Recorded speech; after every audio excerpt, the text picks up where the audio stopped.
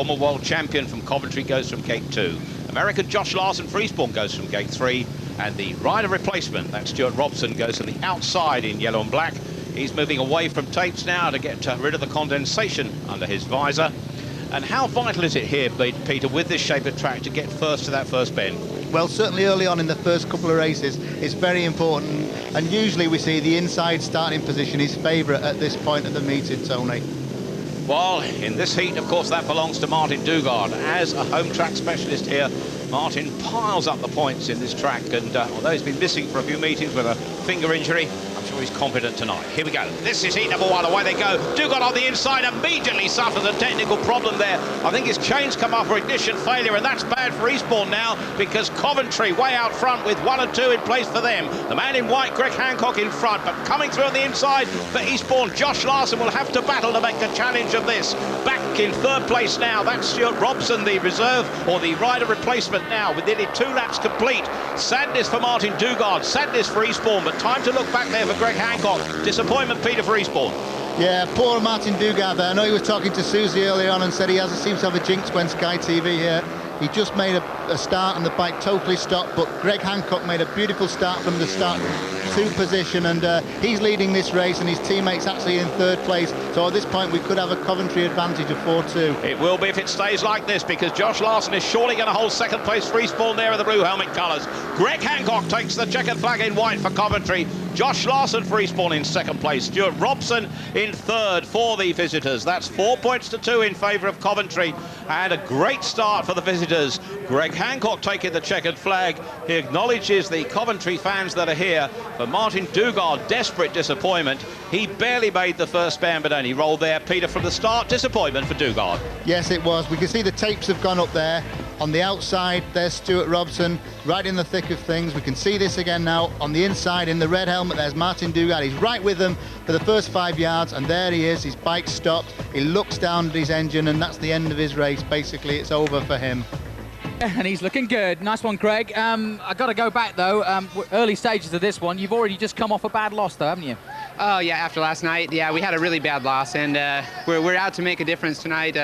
I think Billy had some engine troubles and things like that, but hey, we're getting it back, and I feel good after the first one. Tails are up then now. Oh, definitely. We've got to turn the tail, so hopefully headed the right direction. Yeah, but it's an Elite League match tonight, so that's the really important stuff coming onto you now. So, you know, it was a perfect start for you this evening. Exactly. I mean, obviously the Elite League is what we're all out here to win, and with this tonight, I think that everybody's determined to make that extra effort to get the vital points to keep ourselves up in the tables. Do you feel you would have made the start even if Martin had kept going? You know what? I felt like I made a good jump, but then I started to spin a little bit, and then I rolled the throttle off a little to try and get it to go. And as it went, I heard something go wrong. Okay. And I thought, I got him, so 50-50. So he did you a favour. He did. Thanks a lot. Nice ride, though. The track seemed to be riding pretty smooth. It did. It's a little bit greasy, actually. Going into the corners, it doesn't feel like it goes good, but coming off, as you start to get back on it, you can really feel the power working, and felt like the bike was working great. Nice one. All right, Greg, we'll let you get back to the pits and do it. Robson on the inside, this time Scott Robson in the white helmet colours for Coventry. The Russian Roman Pavashny for Eastbourne goes from gate 2. Sean Tacey in yellow goes from gate 3 for Coventry. And it's Brent Collier, the Aussie, on the outside for Eastbourne, who won his first heat in Elite League action just last week. Everybody watching for the pits, and stern expressions on the face of the Eastbourne riders, but certainly Billy Hamill there looks interested too. Starling Marshall walks away, they go, and picking up on the inside, well, coming through in the yellow helmet colours there, Sean Tacey heads them, but pressure from Roman Pavashny, but he goes wide. Coming through in blue is Brent Collier. It's 3-all as it stands at the moment. Way at the back is Scott Robson, but a great start by Sean Tacey there in yellow. Yeah, this is what Coventry needs. Sean Tacey's having a great ride here. He made a good start, but now Pavashny's claimed that second spot, but it's all seems to be happening in these latter starting these positions at the moment, Tony. Well, certainly with Tacey in front, places changing at the back now because the Eastbourne man Collier's come through into third place. They're interchanging positions at the back between Scott Robson and Brent Collier, but comfortably in second place now, the Russian Roman Pavashny. But we can see Sean Tacey there looking down with a lap to go, well in charge, well in control, and well out front is that man in yellow and black for Coventry. Second place, Pavashny trailing him down that back straight now in the red helmet colours. Eastbourne hold it in blue in third place, which is Brent Collier. But there is the point shared here, because Collier takes third place across the tapes. It's 3-all as it stands from that heat. It's 5 points to Eastbourne, 7 points to the visitors from Coventry, and triumph for that man, Sean Tacey. He made the gate like lightning, he held his place, he held an important line, the right racing line, and he was faster than the other 3 riders. Martin, I'm so sorry. I really hope it's not my fault that you've had bad luck, but chain coming off, we keep on seeing this. What is exactly happening? Well, we don't know. We used the bike last week, no problems. I did 3 rides on it, no problem at all. My mechanics checked it today, did 1 practice start, no problem. Went round to the start, dropped the clutch, chain come off. We don't know why, everything's straight on the bike. Just put it down to bad luck. Oh no, it is my fault, isn't it? No, I do hope it's not. But on a serious note, what have you done now to try and change that and make it tighter and not so flexible? Well, what we've done, we've just taken the chain from another bike here, obviously off my second bike, put it on. It's all nice and straight. We've made the tension of the chain just a slightly bit tighter, which isn't the best thing to do around this track here, because the bike flexes so much when you stop it and brake it so hard in the turn. I get an uncomfortable ride, but at least the chain won't come off. Okay, well, good luck. Hope it goes better next time, Martin. There's the lineup from the tapes. On the inside, it's Dean Barker for Eastbourne. Gate 2, Brian Anderson, the Danish Grand Prix rider for Coventry. Gate 3, Stefan Dano, 4th in the Grand Prix series at the moment. Second meeting back for Eastbourne. And on the outside, in yellow and black, is Stuart Robson with his second ride of the night. See how he does tonight. Away we go then, from the tape, Starling Marshall, Alan Rolfe marches away, up go the tapes, they fly from the inside in blue there for Dean Barker. Oh, going wide, and a great effort avoided by Stefan Dano. The rider in white was Brian Anderson, who took Dano out, and I just wonder what our referee Mick Bates thinks of that. More on that in a moment. Heat headed at the moment by Dean Barker in blue. He's pursued by Stuart Robson. Back in third place, Brian Anderson, and certainly at the back in red there is Stefan Dano. Sad for him, but Peter Collins, that was a muddle on that bend. Yeah, that was a bad first turn. I think certainly Stuart Robson was balked on that first turn, and you know, basically the race I think should have been stopped and rerun with all 4 riders back in it. Well, our referee Mick Bates didn't think so. A police inspector, he's responsible for the law and order on the track here tonight. But in blue is Dean Barker. He's going well for Eastbourne out front now into the last lap. Half a lap to go, but look at the challenge coming here from Stuart Robson. A battle there. Robson's going to get second place. He couldn't get first, but Barker holds him off. In third place in white is Brian Anderson. The unlucky Stefan Dano at the back, who could do very little on that first bend. But again, the points are shared for the second heat running. It's now Eastbourne 8, Coventry 10. Well, I'm sure that start, when we see it again in a moment, will be interesting. Dean Barker is happy with the heat victory. His team are still in a meeting, but from the start it was tough. Yes, we can see the start here now on the outside in the yellow helmet. We can see that the rider in the yellow helmet, Stuart Robson, gets tangled up, but Brian Anderson in the white. You can see Brian Anderson there, and the gate 2 position lifts going into the corner, runs right in the way there, just misses the back wheel of Stuart Robson, but totally balks and stops Stefan Dano's run round that first time. And that was very bad for Stefan Dano, because he really got the rough end of that stick. But of course, we can see Stuart Robson having a very good manoeuvre here on Dean Barker. He tried very, very hard to get past Dean, and when they got to the finish, just not quite there, but certainly a great ride there from Stuart Robson. Tell us about your race first. Yeah, I made a pretty good start, and you know, I was going around the turns, and the bike was pulling well, but it just seemed a little bit flat to me, and I could hear someone come up the inside of me for 4 laps. That's right. And you know, Let's take a look.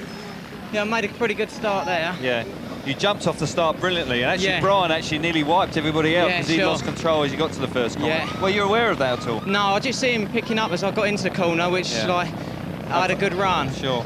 Actually, but was it Scott Robson, is it? I think it was Stuart. Sorry, Stuart. Stuart was actually putting you under a hell of a lot of pressure. On the last straight.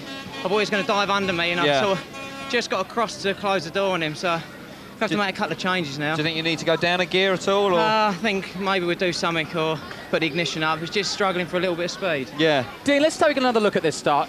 How fair do you reckon this is? Let's have a closer look now. You were unaware of this, I think. Yeah, I didn't But really... Look, Brian's lifted too hard there, and he's done a real tank slapper. Yeah. Actually, Stefan was like Lucky, completely really. balked. I I thought it should have been an full restart. Well, it looks like it on the camera. Yeah. I mean, stuff's stiffened up a little bit there, really. Just a touch. But you didn't mind because you were away. No, I was away in fresh air. Listen, seriously though, it's going to be a tough night. It's been a tough season so far, but great crowd, great atmosphere. Can you pull it off for them tonight? I do hope so. I mean, you know, we've already started off with some gremlins. Martin stopped in the first race, so I mean, Coventry are a good side to, you know, to win over. Obviously, I haven't got the Andreas Johnson tonight, which he goes good here. So, you know, hopefully we can pull together as a team tonight and really do something. All right, we'll let you get back to the pits. Well done again. Brilliant. That's Ben. Oh, here we go. Let's take a look. So talk us through it. Well, obviously it looks like I'm getting a little bit out of shape there. Quite a lot out of shape actually. It looks like I'm getting too much drive, and when I actually want to shut off, the bike just keep going straight. And when I actually get my front wheel down, it hits the ground that hard that I get totally out of shape there. So, but luckily enough, I sort of get it straight. You touched Sean Tacey's bike there, didn't you? I think that was the problem that started. Well, I don't know. I think it came from my actually front wheel coming up in the air, and when I hit the ground, it's that's where it all comes off. Well, very gracious of you to take blame there, but not sure about that. In your opinion, guys, you know, would you have expected a restart there with all four of you? Well, certainly, you know, obviously I come totally out of shape, and I sort of take Stuart's line on the outside. Luckily, he escaped from it, and but it should have been a restart, definitely, no doubt. Okay, well, hopefully no more of that tonight. Isn't that right? Peter Collins, Tony Millard.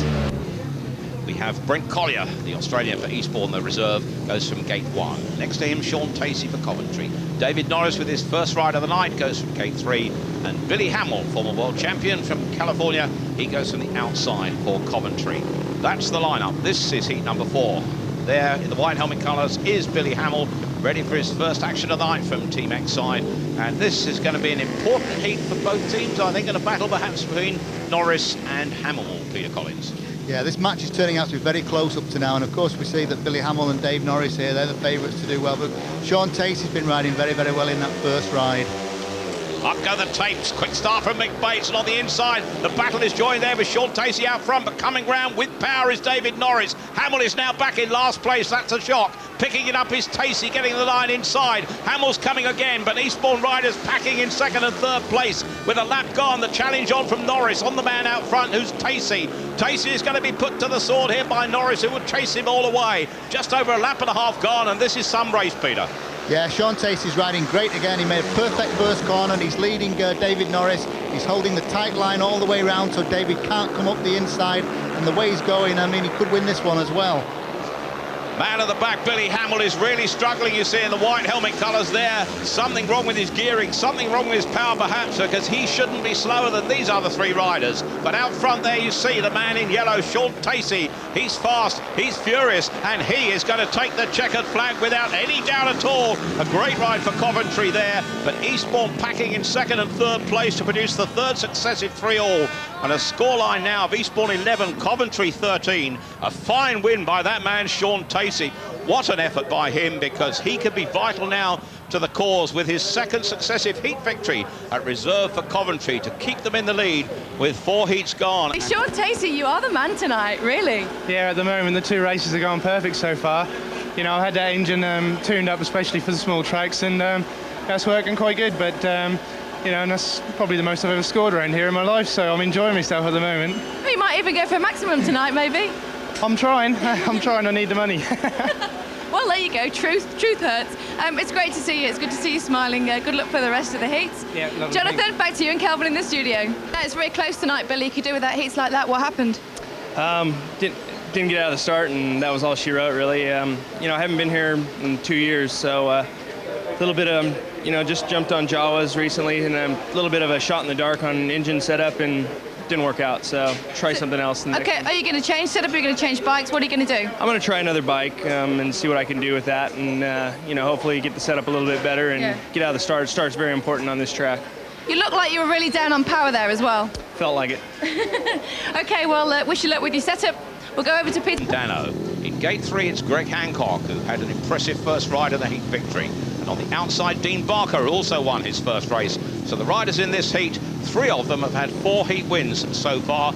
All 4 heats have been won by men already riding in really competitive racing on this circuit down here at Eastbourne. Eastbourne 11, Coventry 13. Starling Marshall walks away. Up go the Tates. Big Bates releases them pretty quickly. Bunching again, and the unfortunate Dano is caught out there as the meat in the sandwich. But going away is Greg Hancock. Pulling through into second place is the battling Dean Barker again. Dano will have to do it from the back. Tacey's in third place this time, but Greg Hancock won't be beat from here by mechanical faults, PC. No, Greg Hancock's looking real good. He's pulling away at the moment. He's looking back for his partner, Sean Tacey, who's moved up into third place. So Sean's really getting stuck in here as well. But Greg Hancock, he rides this track very, very well. He's so good on the small track, as are a lot of the American riders, because they are brought up on very, very small tracks. Look at the back of the race here, because Stefan Dano is trying to put pressure on Sean Tacey to get his bike into third place. With a lap to go, Hancock's way out in front, but a real battle at the back here. Dano is having a go. Dano's picking it up down the outside, but he's lost it there as he goes into the fence. Only one bend to go for him at the back, but out front, Greg Hancock in white wins it with some comfort. In the end, in second place in blue is Dean Barker for Eastbourne, and third is Sean Tacey in yellow and black. And certainly from the visitors' point of view, another 4-2. Eastbourne yet to have their first heat advantage of the night. It's Eastbourne 13, Coventry 17, and Greg Hancock there takes the plaudits of the crowd. A fine ride, his second successive heat victory, and again from the Tates important. Yeah, Greg Hancock in the white helmet. He's in the middle of the pack here. You can see he's in the gate 3 position, but when they get to the turn, he's the meat in a sandwich there. He gets squashed a little bit as he enters the first turn, and we can see it again from another angle. That's Greg. He just does enough to pull ahead of the pack as he gets to the first turn. If he'd have been another foot further back than that, he could have been in a bit of a problem, because it's very, very tight on the first turn. But once he got round it, he was away in that first position, and no one was going to catch him the way he was going. You bet, but it's been a struggle so far tonight, hasn't it? Yeah, I've can't make the gates. It's the clutch is dragging for me. It's not my clutch, but can't make a good gate. But I hope I can make a couple of gates now so I can get going, because it feels quite good out there. Yeah. Well, let's take a look quickly at that start, and you can perhaps tell us a little bit more. Yeah, I have problems, like you can see. I'll be after just into the corner, so they can get a bit too tight for me there to carry on. So. You were the meat in the sandwich there, weren't you? Yeah. Really? And are you finding you can't rev the bike hard enough to make it punch off the start? Yeah, exactly. As soon as I rev it up too much, it just drags me into the tapes. Pulls you towards the tapes. So yeah, we hope we can fix it. Sure, because you weren't slow when you were going. You were crawling all over him, so the actual engine is going well. Yeah, it feels very good. I might do change the gearing now and see if I can get better off the gate as well. Sure. In general terms, though, Stefan, I know at the beginning of this season you wanted to concentrate on the Grand Prix, and so far it's going well, but, you know, this side needs you. Are you glad you've come back to race from? Oh, yeah, it's very nice to be back here at Eastbourne, and I have so many friends here, so it's very nice. But this year I've decided to concentrate on the GP, and it has worked out really good for me, and I'm happy with what I'm doing now. And so we just take it as it comes now, every meeting. All right, we'll let you get back to the pits and get ready for the next one. Well done. Good luck in the next race. Scored a point so far. Josh Larson, a second place to his name, goes from the inside for Eastbourne. Billy Hamill last time out, gate 2. Martin Dugard, gate 3, retired. And on the outside is Scott Robson, who failed to score in his first outing. Somebody's got to pick up some points here, and Eastbourne will be hoping it's the man in the red helmet colours, Martin Dugard. The best gate so far in the centre, gates 2 and 3. Nobody's yet won from gate 4, and that's where Scott Robson goes from this time. Eastbourne 13, Coventry 17, Starling Marshall Alan Rolfe goes away, but again to the first bend. This time Billy Hamill picks it up. This time Hamill's changed that machine, and look what's happened at the back there. I think the back end of Josh Larson's bike seemed to catch Scott Robson. I don't know if that's how the referee saw it, but he's letting it go on. This will suit Eastbourne, but Billy Hamill's out front, and Billy Hamill will hold it, challenged by Martin Dugard. Dugard locks up but picks up the speed down that back straight. Comfortably in third place on his own, Josh Larson. The battle between these two now, Peter, with 2 laps to go. Yeah, this is more like it for Billy Hamill. Billy's really riding a good line, but just look at Martin Dugard. He's using that very tight inside line on the pits turn there with great advantage as he catches up to the back wheel of Billy Hamill, but just not quite got enough to get past him yet. Well, a little bit to do as Hamill goes into the last lap in front. Dugard goes wide, he locks up slightly, he won't come off that too quickly. Hamill down the back straight in front and now seemingly in control. Larson in last place, and still now 5th heat win out of 6 for a Coventry man. Billy Hamill winning that in white ahead of Martin Dugard in red. Third in blue was Josh Larson. The points shared for that heat 3 apiece. It's Eastbourne 16, Coventry are now 20, and they're in charge and in control. And that man, Billy Hamill, bullet it says on the front of his bike. Certainly this time, he certainly jetted from the gate. Well, Scott, basically what happened? He just locked up in front of me and I had nowhere to go. I had to either lay it down or pile into him, basically. And I thought the ref might have stopped it and rerun it. I think we were under the opinion that that should have happened as well, to be honest. So, you know, what are you going to do about that? Well, there's nothing I can do. Just hopefully make the gate my next one and do it be better so I'm not behind at the start. What do you feel like, though, when something like that happens and you feel like it should be restarted, tell me the truth? Yeah, you're just annoyed, very annoyed. But there's nothing you can do, so you just got to get on with it, basically. That's it. OK. Inside. David Norris, who is all there, goes from gate 2. In gate 3, it's Stuart Robson for Coventry. And on the outside, Roman Privazhny, the Russian for Eastbourne. This being Coventry 20, the scoreline, top left-hand corner of the screen. Starling Marshall walks away. Up go the tapes again quickly, trying to hold it down on the inside is Robson, but coming through and well round the outside is Privazhny, the Russian, followed by his teammate David Norris. Eastbourne 1 and 2, but look, a engine failure or some problem at the back for Stuart Robson remounting, but it's Eastbourne 1 and 2, and if it finishes like this with a lap gone, it will remain level. They now need team riding here. Out front it's Privazhny, in second place is Norris. They've got to block out Brian Anderson in third. Good for Eastbourne this one, Peter. Yeah, this is more like it for Eastbourne. We've got some great team riding here from Roman Privazhny and David Norris. Roman's the new boy round here, the Russian boy from Togliatti, but Dave Norris has ridden here for a long time, got lots of experience, and Dave Norris is covering that inside line because we know the Russian likes the wide open spaces of the outside on this circuit. With 3/4 of a lap to go, almost catastrophe there for Norris, who's threatened here at the back, and Norris has work to do, but he learned his speedway on this track, and he now has the skills surely to hold his man off. It's going to be tight, but it's Eastbourne 5-1 there, and certainly blue and red finished in first and second places there.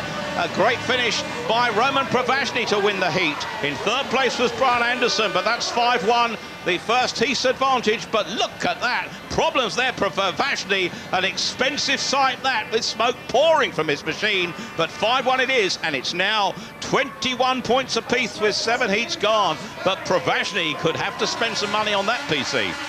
Looks pretty serious to me. I thought the bike was still running, but it must have actually stopped. The amount of oil that's running out there from the front, that's all oil and smoke that's pouring out from the front of the engine. Well, here's the start there. David Norris in the red makes a great start there. And round the outside, just came from nowhere, was Roman Privazhny. We can see this again from the air. Roman makes a perfect start from the outside. He's well in front as he gets to the first corner. David Norris is doing a great job there, covering in second. Again, this is the first turn. That's Privazhny well round there in the yellow and black helmet. Stuart Robson's down on the floor, but fortunately he gets back on the bike and the race carries on. Well, the race carried on, and David Norris played a big part behind the Russian Roman Privazhny, and he will tell Jonathan Green exactly how. Yeah, David, just what we needed. Tell us a little bit about that race. The most uncomfortable race I've had all season, a nightmare. Just got on this new engine and I was scared it was going to be too strong, so I've detuned it, but too much, and it's killed all the power. But stuck behind Roman, you know, trying to cover. Sure. And I made a big mistake here, but we got the 5-1, so... That was brilliant. It looked like you were having a struggle because obviously Roman was riding slower than you wanted to, and did you feel vulnerable that maybe Brian was going to put a lot of pressure on you? He done all right, I'd say. I probably made it look that way, but I was personally struggling myself. Don't run yourself down. No, he's done a good race, Roman. I mean, David, let's take a look at the end of the race. There you go. I mean, I don't know what's going through my head here at the minute. I didn't even want to look back to see it was on the line because I saw Robson earlier flying. That's it, I'm happy now, race over. Yeah. Why, obviously you've gone to Egon Müller, what was the reasoning behind that? I've been struggling terribly, Calvin, with machinery, and Jeff, my mechanic, good enough to help me out to get this engine. We went practicing yesterday and was literally too scared that it was going to be so powerful, so we've killed it. Sorry, Egon, but we're going to get it going for the next one. Nice one. Right, David, well done again. And in the pits, Susie with Roman. How's your Russian, Susie? Jonathan, I got a feeling that this could be quite funny. Roman, as you know, he's Russian and doesn't speak very much English, but I'm not quite sure if he's winding me up or not. Now, what is your feeling for that heat? What is the feeling? Are you happy? Yeah, I'm enjoy. You enjoyed it? Yeah. Okay, so next time you're going to win again? I'm hope.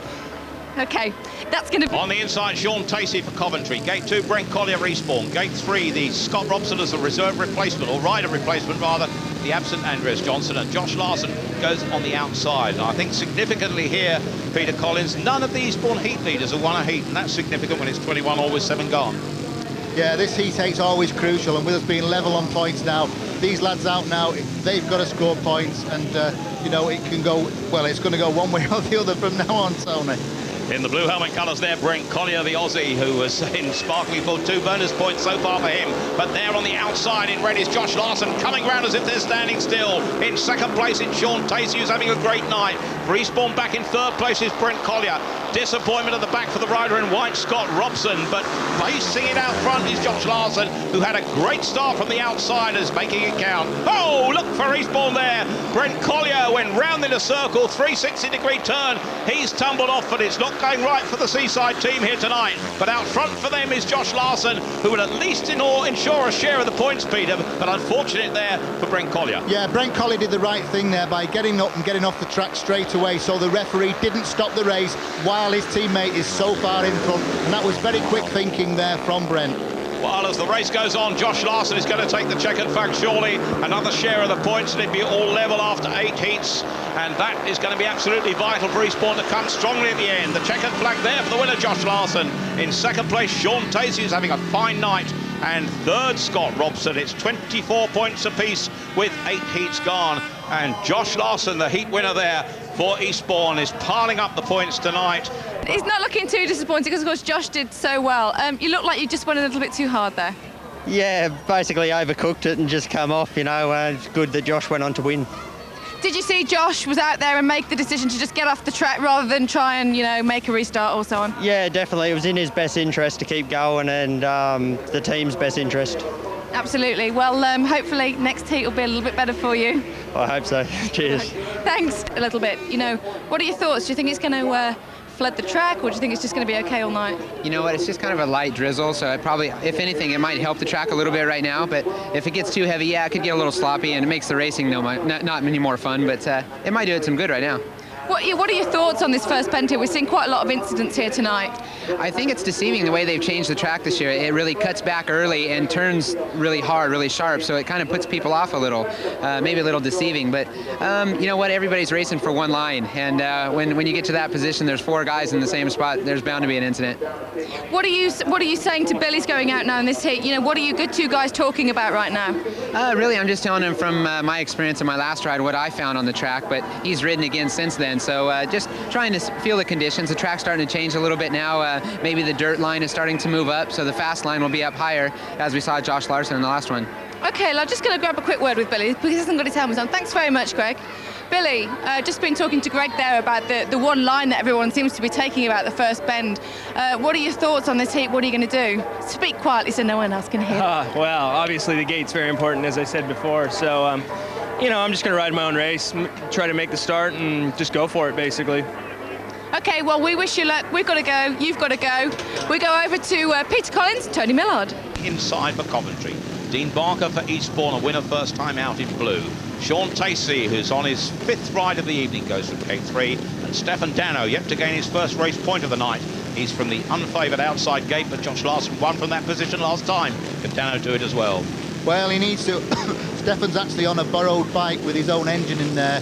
There's Greg Hancock talking to Martin Dugard. They seem to be enjoying a bit of a joke there together.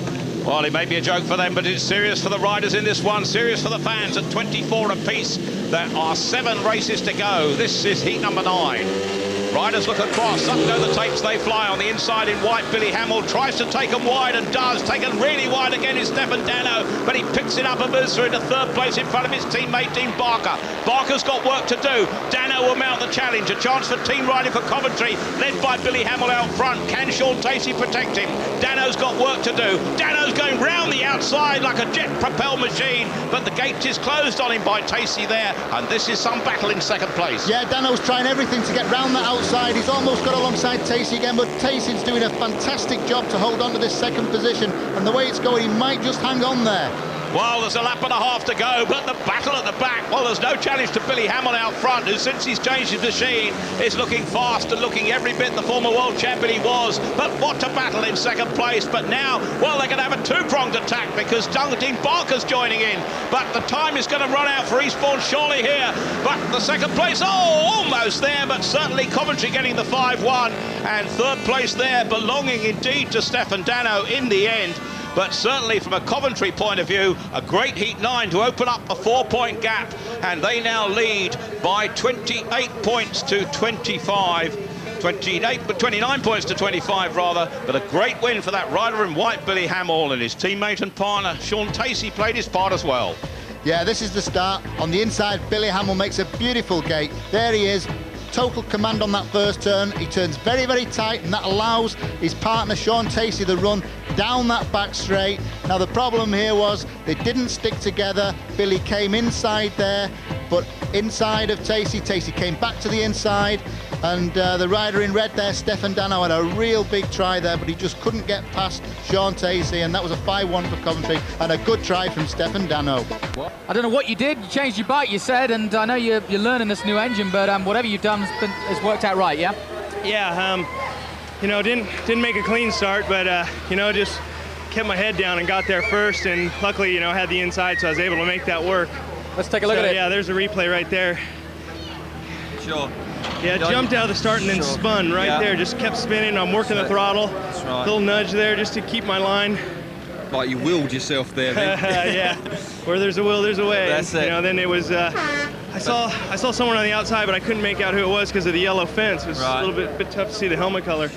For the last two rides, the bike looks like it's really got a lot more speed. Yeah. It's hooking a lot better coming off the corners. Yeah, it feels a lot better. I mean, I haven't been here in 2.5 years, so it's a little bit of a lottery on the setup. So, you know, it's working now. We've got a tough one. The next heat's going to be extremely tough for me. I'm on the outside, and I was going to say I'm impressed that you got out of the inside, because the inside and the outside gates have been not getting the percentages. It's been the middle too. So you're on the outside. Is that going to be about the same? Well, I'm at a gate 3, so that's one of the middle ones. The middle outside. So, actually, you know, it's been working pretty well, gate 3. Well, cool. I'll have to keep it working well, huh? But, all right. Oh, what? Sorry. Well done, Billy. We'll let you get back. Right on. Josh Larson for Eastbourne goes from gate 2. Brian Anderson, the Coventry captain, the Dane who races in the Grand Prix, goes from gate 3. And Martin Dugard, the Eastbourne captain, out of luck so far, but a second place last time out after breaking a chain first time out. He goes from the outside. Not a popular gate, but Josh Larson rode brilliantly from there for his heat victory in his last ride. Eastbourne, there in yellow and black is Scott Robson inside him, but away they go for the tapes now, and it's Robson that picks it up in yellow, but the two Eastbourne riders are going around the outside. Problems for Dugard all over the track. Larson comes through and picks it up. Dugard's got work to do for the back. Stuart Robson in second place. Brian Anderson now relegated to last by a lovely pass on the inside by Martin Dugard. Anderson running out of space at the back, and now the Eastbourne men are on a charge, and Dugard is chasing Robson with a vengeance. Yes, Josh Larson's going great in this race, but of course Stuart Robson's having a real good go, but Martin Dugard now is coming round that inside. That's his favourite turn down there. There's a load of grip down that inside, and there he goes straight down that inside into that second place to join his partner Josh Larson. Well, if it finishes like this, Eastbourne will draw level and will have a grandstand finish, but what a brilliant ride by Martin Dugard. Robson battling back. The Eastbourne men will have to team ride now for the last half of a lap, but going well out front is Josh Larson. It's the night for the American, because locking up there is Stuart Robson, and that is triumph for Eastbourne, because there they have a 5-1 maximum for the heat. Their second 5-1 of the night. It's 30 all here with 10 heats gone. What a race that was. The Eastbourne fans are absolutely delighted, and Josh Larson there, his second heat victory of the night, his teammate with him. What a race it was. Yeah, what a start here. That in the yellow on the inside, Stuart Robson makes a good start round the inside. You can see he's leading into the pits turn there. They come to the very tight piece, and Martin Dugard on the outside gets pushed very, very wide, almost through the pit gate there on the back wheel. Now at this point here, Martin Dugard is in last place. but his teammate Josh Larson has got a great lead at the moment. Now, as we get later on in the race, Stuart Robson's having a great go here. It looks as though he's going to go past Josh Larson. Martin Dugard's right there, struggling at the back, and he did brilliantly to get through into that second place to join his partner. But now we get almost on the last lap now. We can see that Dugard has put Stuart Robson under great pressure. Robson's gone a little bit wide, gets a little bit too much grip there, goes too wide off the racing line. Martin Dugard's on that inside run that he knows so well's there. There's a lot of dirt down there for him, all that grip down there, and there he goes over the finish behind Josh Larson for a 5-1 for Eastbourne. Well, a 5-1 for Eastbourne, triumph for the Eastbourne riders in that one, and Martin Dugard, the Eastbourne captain, as you see, is in our studio with Kelvin and Jonathan. Yeah, thanks, Tony. Yeah, well done. Great ride. Yeah, it was hard work. I made a bit of a mess in the first turn, but I managed to keep sort of cool and just claw my way back. Well, let's take a look at that first turn, because like you say, it was quite a bit of confusion there. You tell us what happened. Well, I made a reasonable start, lifted all the way to the first turn. Josh has made a good start. He's gone straight in the middle of the track, and I thought, right, I'm there now. I've crossed up. Yeah. Josh has gone across me. I've run in all the deep dirt. Yeah. So I've stopped it from going through the pits, and it's just picked up. So I've just hung on and watched everybody disappear. Pretty good save. Bit of rodeo. Well, that's it. It looked like actually Josh may have actually sort of pushed you out a little bit. Yeah, I think he was just covering his own sort of back, really. But right. I was there, but obviously not far enough, and Josh didn't see me. So. But once you got rolling, you seemed to carve. You went straight by Brian as if he was stopped, and then you just wore Scott Robson down. Well, you would do on your home track. It's the same as if we go to Coventry, or you saw the other day at Peterborough. But no, it's one of the things. Not having a terrific night tonight. It would be nice to win a race, but seconds aren't bad at the moment. Well done again. We'll let you get back to it. It was second the time before for Eastbourne goes from gate 3, and Greg Hancock in white is on the outside. That's the lineup. This promises to be really competitive, but Greg Hancock from the outside will probably be the key to this, Peter. Yep. Number 11. On the inside there, David Norris. We're looking over his shoulder. Starting Marshall walks away, up go the tapes, and this is fine. Look at the lift there for the rider in blue, Roman Professionally. Russian aerobatics, but down the back straight. Greg Hancock goes by Norris as if he's standing still. He'll take some catching. Professionally's through in second place, but now Eastbourne have got to battle, but they're behind Greg Hancock out front, and again a great gate for the American, but not as great as it could have been. He's pulled away down the back straight. No, Greg missed the gate that time, but he came round the outside of David Norris with a brilliant ride, but Pavazni's took there in third place. David Norris is second now as they're following Greg Hancock, who's leading this race again. But under pressure again, David Norris is having a real go around the outside. He's got a big heart and a big throttle, and he's going all for it round the outside of Greg Hancock. This race is not over, because look at Norris coming through on the inside. Hancock though picks up the grip again. He hasn't. He's back in second place. 1-2. Who's going to get the checkered flag first? Look at Norris. Now he's trying the outside. Hancock looks back and it's dead tight, but a bike length away of Greg Hancock takes it for Coventry. Ahead of in second place in red, David Norris. Third in blue, the Russian Roman Professionally. Scott Robson was way back. 3-all the heat score.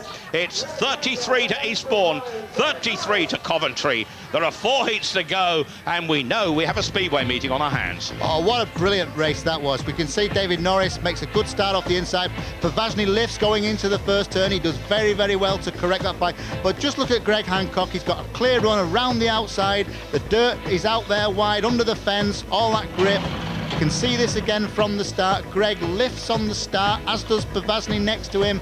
Greg's almost phased by that, but carries his speed into the pits turn there. Now David Norris knows that Greg Hancock's around the outside, but there's nothing he can do. He can't close that manoeuvre because Hancock zooms straight through that gap on the inside of David Norris to take the win in that race. And again, all through the race, David Norris was putting Greg Hancock under great pressure. This was the last turn, last lap, a great effort there from David Norris as they go over the finish. Greg Hancock just about holds on for that checkered flag. Well, Susie Perry in the pits, and this time she's not going to be talking Russian because this man, David Norris, understands English, Susie. Yes, absolutely, thank goodness. David can speak perfect English, which is fantastic. David, we thought you were almost going to take Greg there on the inside. That was a real battle, wasn't it? I just didn't quite have the run. I knew he's like the best rider in the world, and I just didn't give it enough going in that corner. Maybe I should have done one more lap on the outside, but he's been going good tonight. I've just changed something on the bike. I've only just got this engine, so I'm pleased just to keep with him. Are you saying that psychologically came into your mind, that you were behind Greg Hancock, one of the best riders in the world, and you didn't feel like you could take him? Oh no, I mean, beforehand my machinery's not been let me able to even get anywhere near him, so now to be able to challenge him, yeah, psychologically, I think I can beat him next time. Okay, well, I think that was probably the most exciting heat of the night to watch, but it's neck and neck stuff now, isn't it? Yeah, now I've got the confidence. Martin Dugard's back in it. He's riding brilliantly, so let's hope we can turn this one round and this time win it. Okay, let's have a quick prediction from you. I have no idea, but we're going to win. Excellent. That's what we wanted to hear from down here in the pits. And Brian Anderson, the Grand Prix rider. Brian Anderson, disappointing night so far, just 2 third places from his 3 rides. He goes from the outside in white. This is going to be tough whichever way you look at it. And now he gates 2 and 4, strangely, which are the gates in this one occupied by the Coventry riders are the most prolific, Peter. Yeah, he's piling up against the fence, and that's where the grip is. Alan Rolfe goes away, the starting marshal. Up go the tapes, they fly. The riders do too now. Real battle to the first bend. But look, coming round the outside there in blue. Pravashny, the Russian, has picked it up. That's a surprise. Dano balked in 3rd place. Oh, and look at the man. That's Brian Anderson causing absolute mayhem. But this is to the advantage of Eastbourne. The red flag stopping the heat there. We wait to see the rider in white has been excluded. Brian Anderson is the man that's out. Brian Anderson it was that took the perler. Brian Anderson goes out of this one. This means Eastbourne are short of at least a heat advantage, well, a share of the points in this one. And I just wonder, Peter Collins, along the lines of that one, with Anderson out and Eastbourne with the race leader, was that a fair decision? Well, Brian Anderson made a really desperate move there as he dived into that bottom turn. He should never have gone in so hard and so fast. We can see there, Brian's on the inside. When he gets to the corner, he almost runs straight into his own teammate. He nearly brought Sean Tacey down there with him. Stefan Dano did very, very well to miss the carnage, but it was desperate from Brian. He should not have done that. This, again, we can see he's totally off the racing line, but going much quicker than the others. And Sean Tacey's right in the firing range there. Very, very lucky that Sean didn't go down with him. Well, nice to see Brian Anderson up and about, but the referee is going to hear from the Coventry team manager, Colin Pratt. Susie Perry's there, and Colin's wondering what happened there, but certainly Anderson at fault, surely, Peter. What's the number for referee? What's the number for referee? Just push number. Referee? Referee? Yeah. Colin Pratt speaking. Hello, Colin. You stopped that very quick, didn't you? Yeah, well, that was a desperate lunge under there. I weren't sure whether Brian was going to get up, but in any way, he hit one lad going in and impeded the other, so I stopped it and put him out, Colin. Well, he never hit no one, did he? Well, he hit it may well have been your lad going in, but he certainly But he was very quick in putting a light on, though, wasn't he? Yeah, because he caused mayhem to my mind. He hit well, one. Well, if it had gone on and had gone on, like, and he didn't touch, no, he could have got up, couldn't he? He could have done, but that was my decision. I stopped it and he's out, Colin. Eh? Yeah, but if he had got up, like, and someone had packed up, he could have got a third, which could be very important to me. He could have done, but he hit one, he impeded the other. My decision that he's out. Well, our referee, Mick Bates, himself is an ex-rider. He is a police inspector, and he has made his decision, I have to say, against Colin Pratt. Saying they feel that the referee was spot on and exactly right to do that. Well, I didn't think so, because he could have got up, like, after they've gone by, and he could have got up and followed round, and if someone had packed up, he might have got a third, which could have been very important to us. He's very quick in putting the red light on. Absolutely, but... before even he come to a standstill. Well, let me go and find Brian and find his... God, he's still smiling. Can you believe that? What's your feeling? And Colin's obviously desperately upset about that. He doesn't think he should have been stopped. He doesn't think that, you should have been excluded. What's your feeling? Well, it's hard to say, He's obviously... We were racing down that back straight. I had Dano on my outside, and I really had to race for it. And Sean Tacey really came off the fence and really went in and locked it up hard, and it caught me out a lot. And I sort of had to try and lay it down as quickly as I could, because or else I would have taken my teammate out, So obviously I'm cautious of the stoppage, so I'm excluded. That's the way the rules are, and it's just not my day really. It's not your day. Bad luck, Brian. And he's out. Maybe he thought he should have been excluded from previous heat and wasn't. They say 2 wrongs can make a right. Stefan Dano for Eastbourne for the rerun goes to the inside. Sean Dacey goes from gate 2 for Coventry on his own. Roman hanging in Peter. Here they go. And on the inside, Stefan Dano has made it. Tacey is at the rear. And now Eastbourne has a chance of taking the lead for the first time in the match. But Tacey's battling here. Tacey's coming through on the inside. This is competitive because the Coventry reserve is taking Dano wide, which has allowed Pravasny to go through. And Pravasny could actually pick it up and win his second race of the trot. Dano's backed off again at the rear. Disappointment for Dano, but the Russian's going well. Oh, what a race. What a fantastic race there with Dano and Sean Tacey. But there out in the lead is Pravasny. He's made a great blinding run round that first turn. He's looking back at the opposition. A brilliant ride from the Russian here in this one, Tony. With a lap and a quarter to go, Roman Pravasny, the 22-year-old from Togliatti, who lives near Huntington in England at the moment, is going well and leading this one and set for his second heat victory of the night. He'll remember tonight because it's his best meeting so far in Britain as the checkered flag beckons for the Russian. Pravasny wins this in blue. In second place, the prolific Tacey for Coventry. Third in red, the Grand Prix rider Stefan Dano, but that is a 4-2 to Eastbourne. They go into the lead for the first time tonight. It's 37 to Eastbourne, 35 to Coventry, with 3 races to go. As all to race for, and a great ride by the Russian there, Roman Pravasny. Yeah, great starting first corner from the Eastbourne pair. We can see as they dive into the first corner, Sean Tacey in the rerun here, he's missed the start totally. Pravasny on the outside, he makes a brilliant run there. There's lots of grip out there. There's Stefan Dano looking both ways, and it was unfortunate for Stefan because at this point he's lost some ground and Tacey's dived inside him, but we can see the start again. Tacey gets pushed around on the start, but round the first turn, right by the pits gate. It's a great run round the outside from Pravasny, and Stefan Dano's tucked in there in that second place, but Sean Tacey is challenging very, very hard. When they come onto the start and finish straight, they're shoulder to shoulder. Dano was leaning across there to try and stop Tacey's run, but Pravasny there out in front looking very, very good, and I'm very impressed with him. That was a brilliant ride again from him. Even when you're not making the gate as you would like to, you're making the first bend and it's going really well. But this is a pivotal heat, really, isn't it, for you? Oh, definitely. I mean, I have been making some good first corners that have saved a couple of my starts, but we're only 2 points down now, and I think this could be a real crucial sort of match-winning race for us. Absolutely. I mean, the calibre in this heat is quite strong. If you just look on my left here is Billy Hamill, and since he's changed his bike, things have been a lot easier for you, haven't they, Billy? And you've been really making that gate.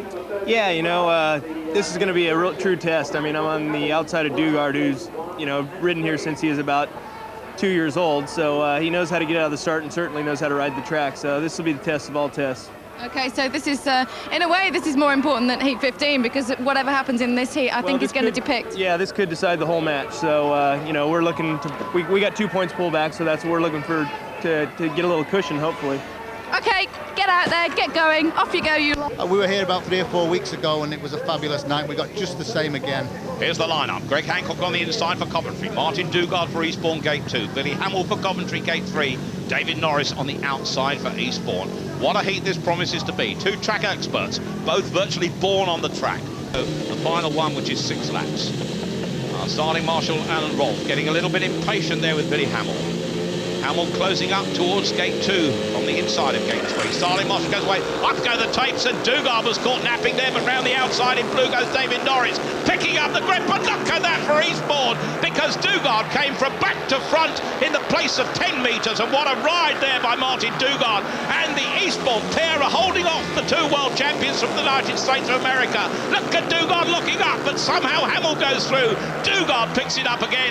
Track knowledge counting here, PC. Oh, Martin's really got his work cut out to stay ahead of these 2 Americans. The Americans are so quick, but again with the local knowledge from Martin Dugard, he's riding that tight pits turn, just enough grip to stay ahead, and that's where he's gaining that advantage. And he's giving every opportunity to David Norris, who's got the track to himself out front. This could decide the meeting. This race is going just the way Eastbourne wanted it to. The fans will cheer if it stays like this with half a lap to go, because the 2 Brits, the 2 Sussex boys, the Eastbourne lads are going to win this and produce a 5-1. What a race that was for Eastbourne. Disappointment for Coventry, but what an effort by David Norris out front ahead of Martin Dugard. Handshakes all round. Billy Hamill back in 3rd place in yellow. Who would have bet against Greg Hancock coming in last? but David Norris, who comes from just half a mile from this track, and they know that the local boy has well and truly made good.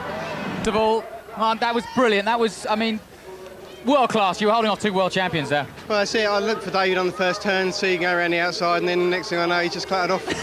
So, what can you do? You just got to sit there and fight them off and hope they don't pass you. Would you agree with that? Well, maybe, but I mean, the way I saw it, no mount me out, I went by, and I didn't look back, I went, you know what I mean, in the story, but is that not the same as what I did? It's a class rider, you know what I mean, maybe I should have looked, but I'm panicking in the front of them two, and all right, I've not been team riding well this year, but we got the 5-1. Yeah, brilliant start you made from gate 4 though. It hasn't been working that well. You seem to come out of the start. Oh, looks like we've got a golden double now. Well, Colin Pratt. Coventry boys, what do you think of that? Oh, lovely. Well, let's go down to Susie and find out what Colin's doing. I'm going to find out for you, Jonathan. Okay, tell us about it. I'm going to do the golden double in heat 14 and bring Billy Hamill out and Greg Hancock. And Greg Hancock would be the golden double man, and Billy would be a normal tactical substitute because we're more than 6 points down. So we're going to give it a try to see if we can double our points. This is going to be extremely exciting. I'll try and contain myself, but of course, Greg has already done this 3 times and very successfully, hasn't he? Yes, we've had it 3 times on the trot at Ipswich, Peterborough and Coventry, and we're going to give it a try tonight because we've got our backs to the wall and we've got to try and do something. Well, I admire your courage. I think it's a good idea and hopefully it's going to work. It's certainly going to be exciting to watch. Thanks very much for talking to us, Colin. Jonathan and Kelvin, what do you think about that? Good old Colin. Here, they're a little bit higher than average, but, you know, I mean, we are 3 out of 3 for the golden double, and if we can make it 4 out of 4 tonight, I'm all the more happy to do it. Absolutely. Billy, your feeling?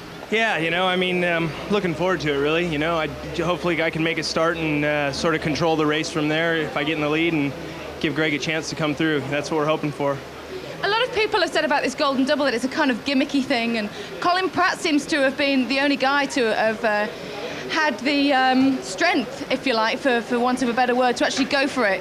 So why do you think that is? I mean, it's worked for you, hasn't it? It has. I mean, you know what, I think in certain circumstances, you know, the riders you're up against, the tracks you're on, there's some tracks that are always better than others. And fortunately, every time that we've had to use the golden double, we've been on a well-prepared track. There's plenty of room for passing, and I think you should see some good stuff again here tonight. Absolutely. I mean, this first bend with this golden double is going to be very interesting, isn't it? Oh, definitely. I mean, the first bend is usually the most crucial spot. I mean, for Billy to make the start and actually stop each one of those guys in some way or form, just to slow the race up enough to give me a chance to catch them is the most crucial thing. And then I've got to do the dirty work and try and get by 1 or 2 of them. Absolutely. So basically, you've got to really work it together. Yeah, I mean, certainly it's going to be a team effort if it's going to work. So, you know, Colin Pratt's a Goldfinger, so hopefully we can pull it through for him. You know what? I'm going to have to be bossy again and tell you to go because I'm... Hancock will cross it last first time away. Pravashny, the Russian, goes from the inside for Eastbourne. 2 heat wins to his name tonight. Billy Hamill goes from gate 2 for Coventry. Dean Barker for Eastbourne, gate 3. Hancock on the outside. Hamill will try and control the race and allow Hancock through. This is going to be some speedway race, and the action, but it could be frenetic. Starting marshal has to watch them carefully and get out of the way because away they go. And now Hancock has the task, but look, in front is Hamill. Hamill will try and control the race. Trying to team right at the back and hold him up is Roman Pravashny. Hancock has to make ground. The challenge from Barker in second place is going to put Billy Hamill under pressure. There's a lot to go, 3 laps to go, but Hancock has work to do at the back.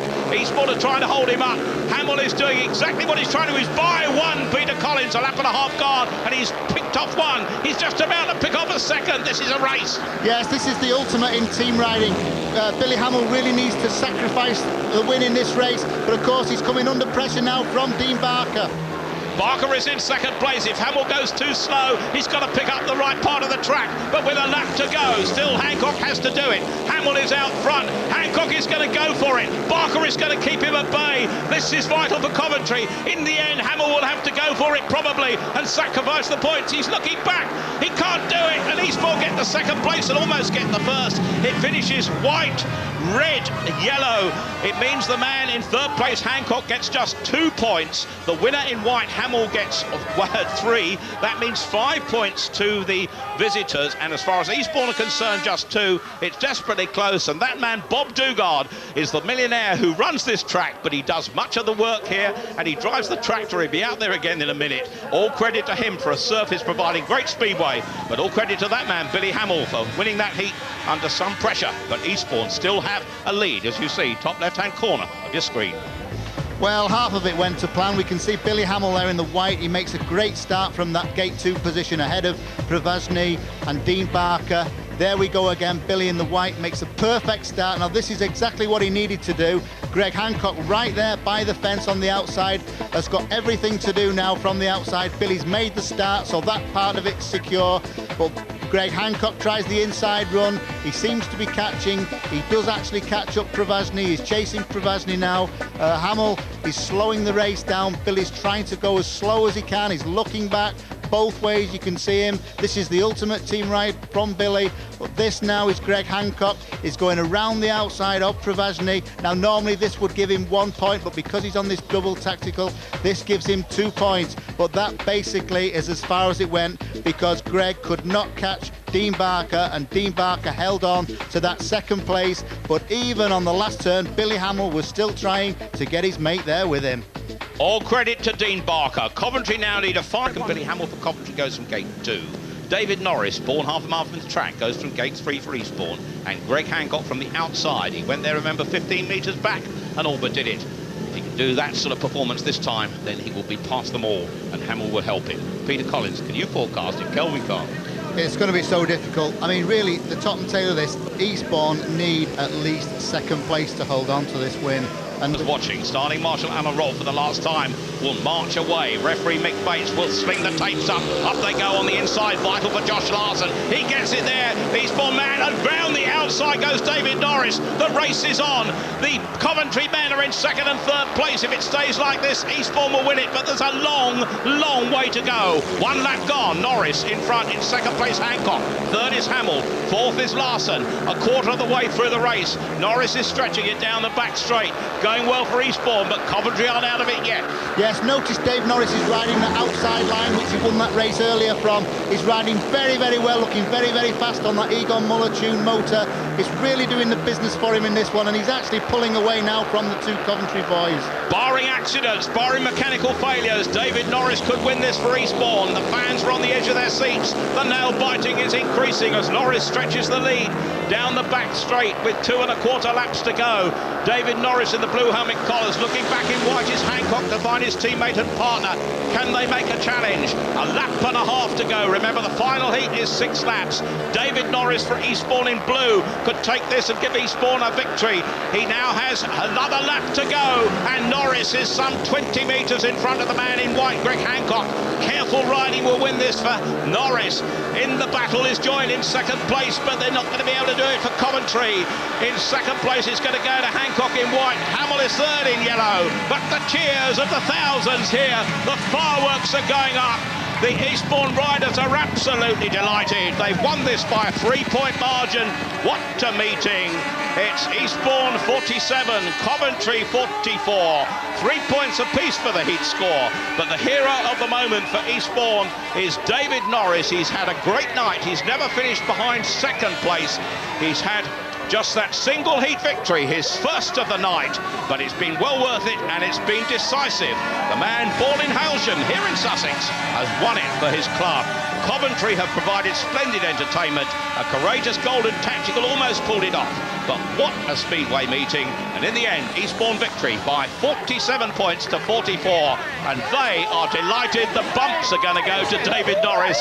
He'll be a sore man in the morning, but Peter Collins, he won't mind that, will he? Oh, what a fabulous night speedway we've had, and Dave Norris got it all together right at the finish to win that final race. 6 laps, what a brilliant ride. He was so focused, and Bob Dugard is going to be so pleased about Eastbourne winning tonight, and that's for you, Bob. But here we see the start now. On the gate, on the outside there in the blue is David Norris. He's on the gate 3 position. You can see there Josh Larson on the inside. Not too good off the inside, but when they get to the turn, David Norris is controlling. He's got a commanding lead there. In the white helmet, Greg Hancock's done the big run down the inside. So has Billy Hamill. But now as Dave Norris is stretching his lead out. He's not looking back, he's totally focused. We can see this start again. He isn't going to worry about any other rider in this race. He knows he's got to win this heat for Eastbourne, and that is exactly what he did. He rode fantastic in that race, and there we go with the bumps for David Norris. Totally deserved for him.